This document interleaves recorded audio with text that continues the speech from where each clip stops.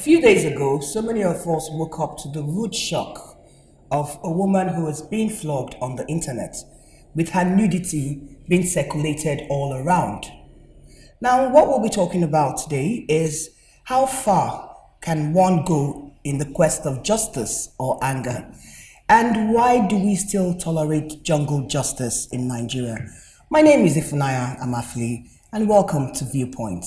Today in the studio with me, we'll be discussing this issue is Anthony Mbadiogu. Thank you so much for joining us. Thank you. You're a social scientist, I know computer scientist, yes, and also a member of Junior Chambers International. So thank you so much for being with us. It's my of pleasure. course, Queen Chisom too. You're a mom. You're a wife, which is one of the reasons why I wanted to have you in the studio, so we can have your own viewpoint coming from that perspective. So many, and also a member too of the Junior Chambers Institute International. Yeah. Thank you so much for being with us. So let's start with, let me start with you, being a woman, because it's a woman that was flogging another woman.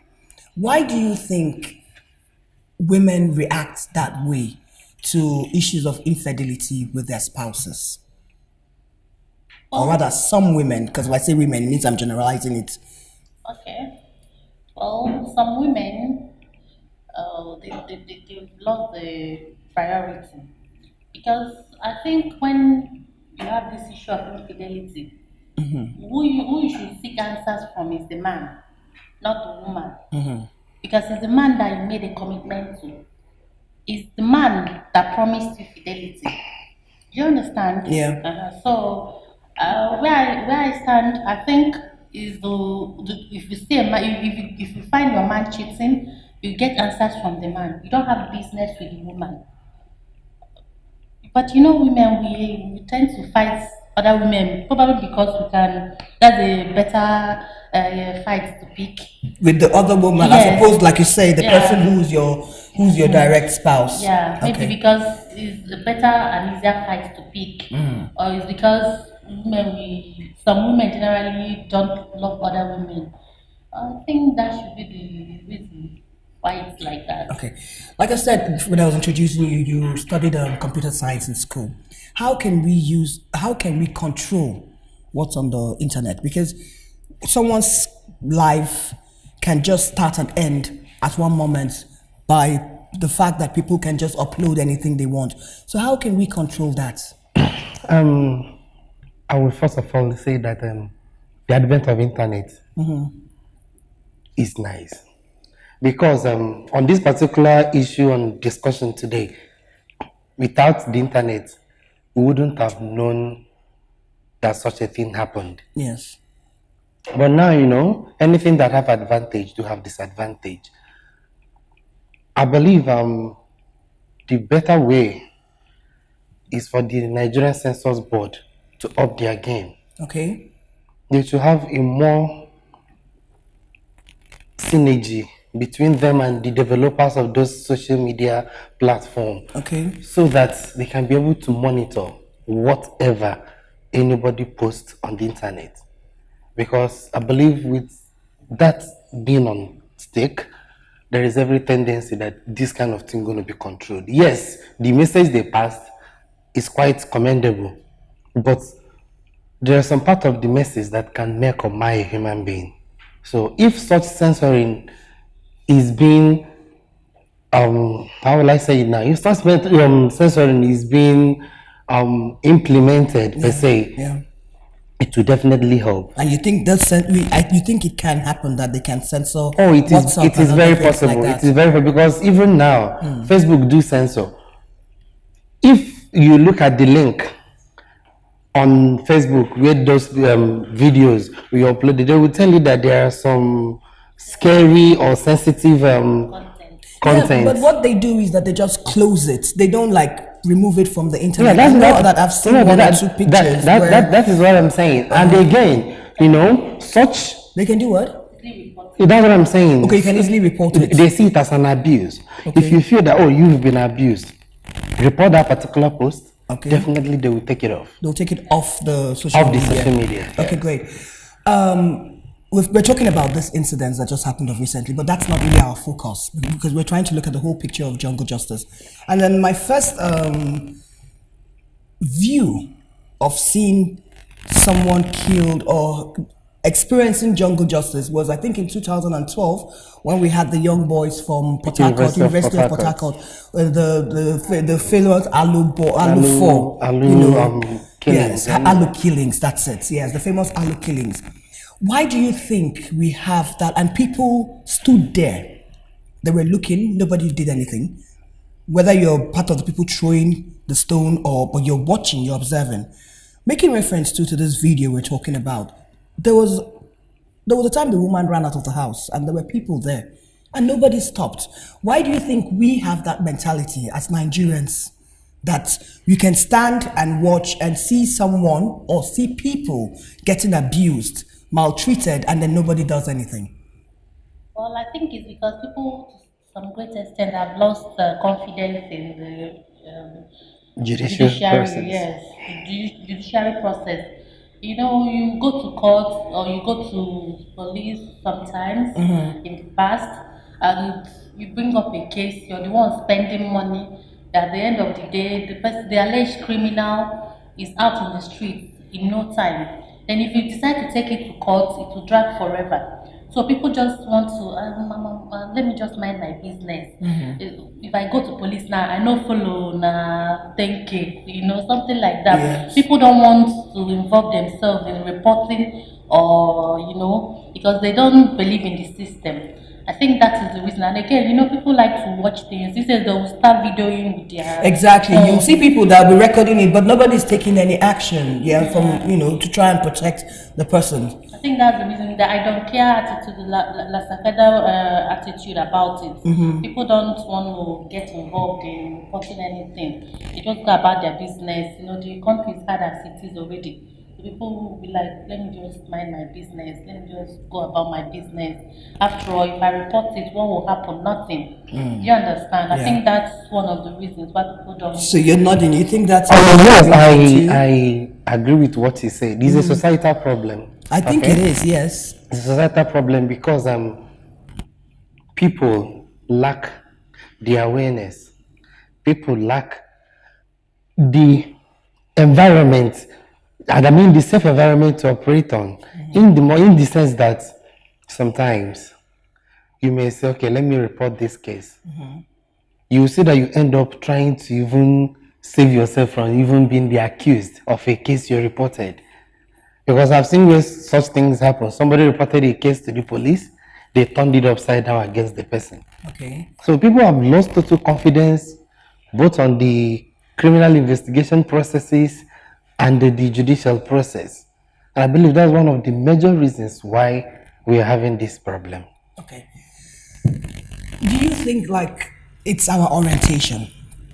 I know we're having a conversation before we entered the studio, and then you had said something about morality, teaching people, teaching children to have an idea to say, no, we can't act like this. Do you think that's also a problem where we're lacking in our moral, what's the right word I want to use? Our moral strength. I know when we were growing up, morality was different. It was much stricter. But now we don't really have that kind of strictness that we had, when we were much younger. You think that plays a factor too? Yeah, of course, it does play a factor. When there's not been an education, people behave like animals. I mean, the way these things are done around here, it's as if we've turned into this. We're trying to turn this nation into a jungle. I mean, I think, like we discussed earlier, I think that starting this education about assault and all that, jungle justice should be started right from primary school. It should be included in the curriculum from primary to secondary to university, maybe in social studies, where you just teach a child that you never assault another human being, no matter what, no matter how angry you are. We'll go for a short break now. Do stay with us. We'll be back shortly.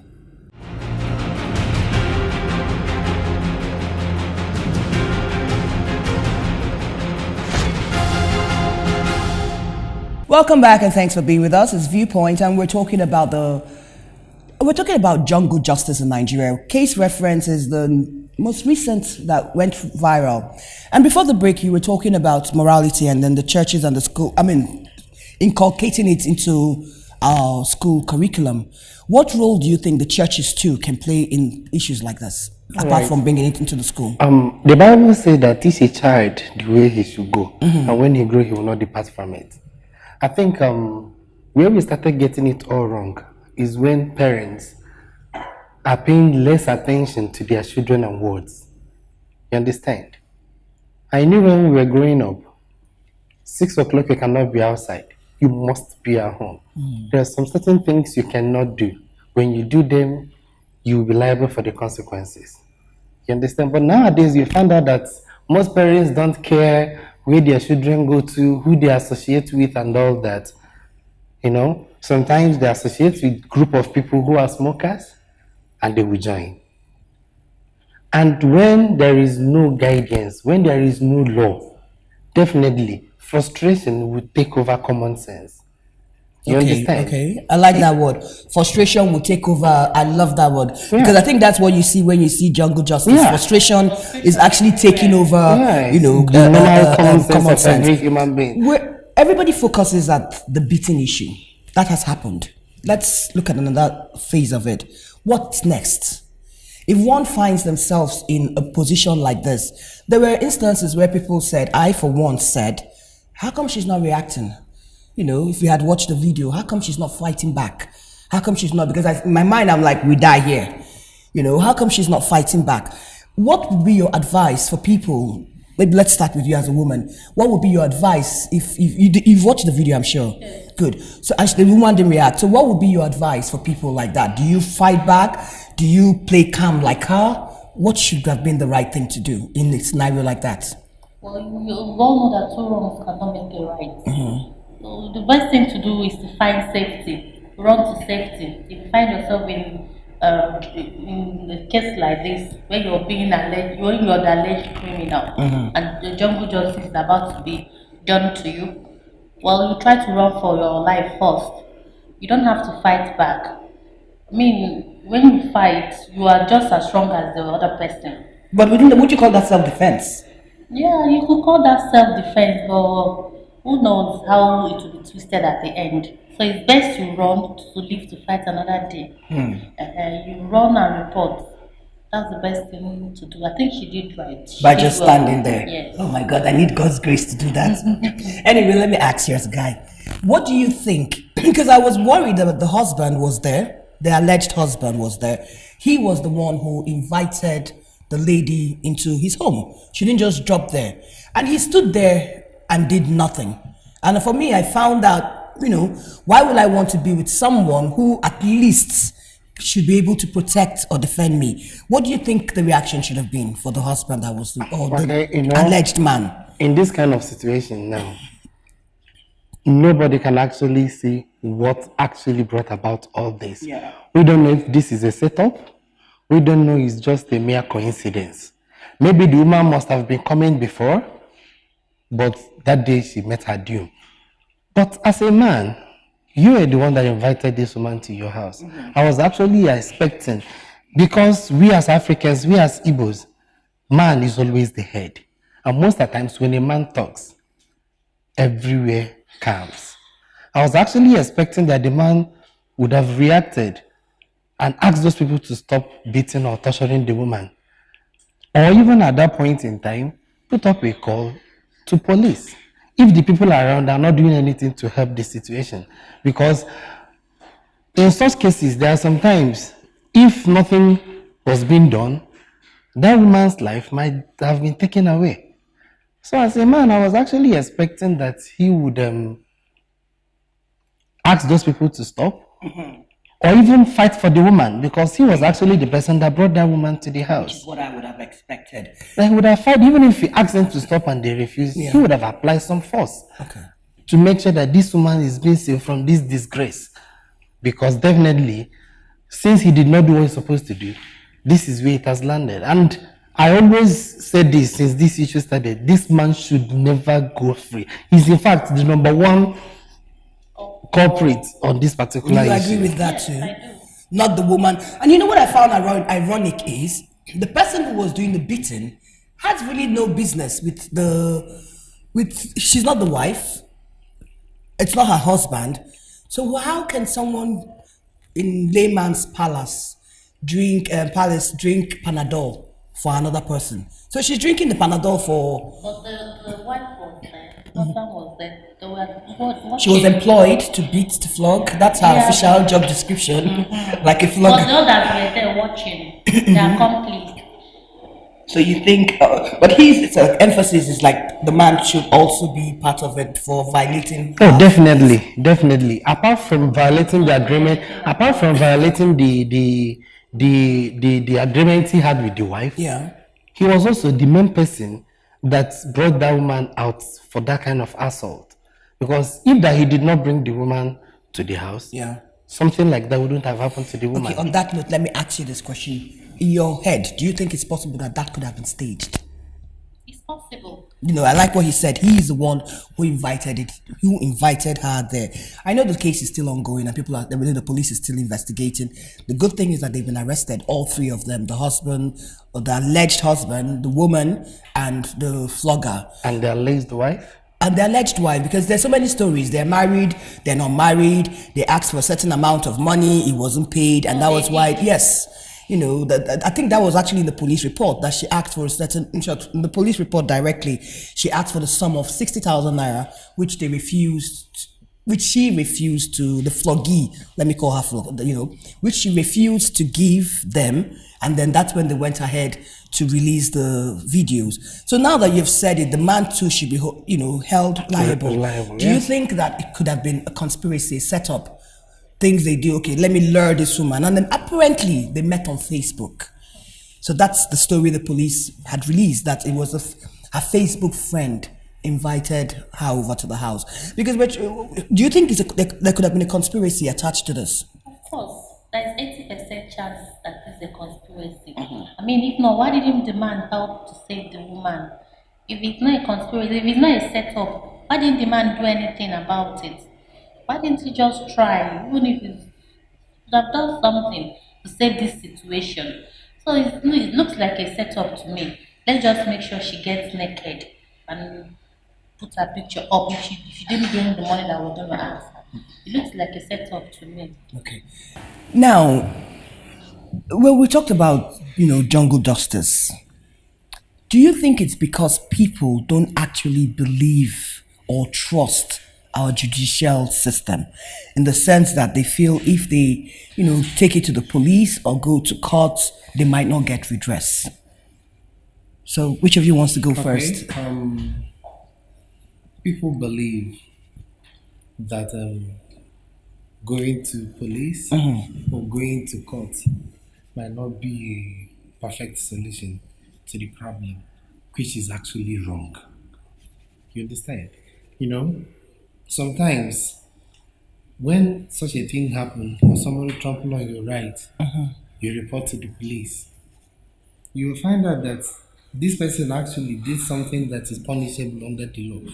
Or maybe did the person have godfather here and there, or have somebody who is influential in the society. The next thing you will see the person on the street. Okay. So most people now believe that, due to the fact that you cannot be able to get the justice we sought in the courts or with the police, therefore let us take laws into our hands. And you agree with that? I do. You also agree that, let's say, I know that they say justice delayed is justice denied. So you think that also plays an It plays a major role. It plays At a the major time, role too, because it wastes let's time. take for instance a friend or a relation of mine who was a victim of jungle justice, and they now decided to approach the court for this case, and they found out that it will stay for years. Let's take for Dragon. instance the daughter of one time deputy governor of one of the southwestern states who was killed by the alleged boyfriend. Yes. It was just of recent that judgment was passed. In as much as there are influential people in the society, it took that long for justice to be gotten. What of those who do not have that kind of access, that kind of finance? So this is one of the reasons why people love to take laws into their hands. Okay. And the major cause of all these things is because we have a failed society. Okay. Now, we had mentioned it while we were having our conversation earlier, and we had talked about the social media platforms, and the police report actually said that this woman met the man from the social media platform. There are instances where we've had people or had stories of people who have been killed, robbed by people they've met on social media. At the same time, like, there are two sides of the coin. There's good, there's bad. But what's your advice to women who meet men on the social media? Well, my advice is if you must meet somebody up, let it be in a public place. Okay. Whether like up to 10 people around, like an eatery, a big restaurant, or somewhere in the city, not in the person's house, not in the person's inner office. Not just let it be very open. That's my advice. If you must meet, if there is a very good reason to meet up, because a lot of things are happening. A lot of people on social media are just demons. You don't have to just chat with somebody and go meet the person up in a private place. That is why this woman was hurt this way, because she did this meeting in a private place. Okay. If it was in a public place, it won't be this bad. Okay. Let's talk about redress, because we've addressed the problems and we've talked about jungle justice. We've agreed that, yes, we have a failed judiciary. We've also mentioned that people need a reorientation in morality. You had suggested inculcating it into our curriculum. Yes. So we say no, jungle justice won't stand in Nigeria. Let's talk about the victim now. Her life has been ruined, in my own judgment. Some people might not feel so. I can't imagine if I had my picture, or my video of me on the social media naked, being humiliated, or treated almost like if not worse than an animal. How do you think this kind of person can find redress, can find peace, can be able to move on and continue with her life? First of all, her life is not ruined.